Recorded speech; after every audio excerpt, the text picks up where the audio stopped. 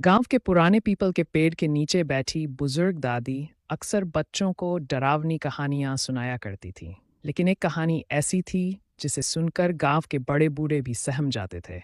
सुगाहन चुड़ैल की कहानी। शुभा की शादी गांव में शुभा नाम की एक नवविवाहित लड़की थी।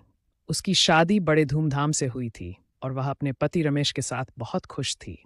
लेकिन शादी के कुछ ही दिनों बाद गांव में एक अजीब घटना घटी। हर पूर्णिमा की रात कोई न कोई औरत रहस्यमय तरीके से गायब हो जाती थी। गांव के लोग डरने लगे, पर किसी को कुछ समझ नहीं आ रहा था। एक दिन रमेश को दूर शहर जाना पड़ा और शुभा को अकेले ही घर पर रहना पड़ा।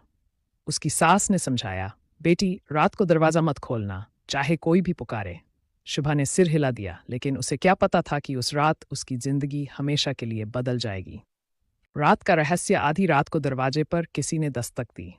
आवाज आई, शुभा दरवाजा खोलो, मैं तुम्हारी सहेली राधा हूं। शुभा चौंक गई। राधा तो पास के गांव में रहती थी, वह इतनी रात का यहाँ कैसे आ सकती है? लेकिन आवाज जानी पहचानी थी, तो उसने धीरे धीरे दरवाजा खोल दिया। जैसे ही दरवाजा खुला, एक काली परछाई तेजी से अंदर घुसी। वह कोई और नहीं बल्कि सुगाहन चुड़ैल थी। उसका चेहरा जुर्रीदार था, लाल आंखें जल रही थीं और लंबे नुकीले दांत बाहर निकले हुए थे।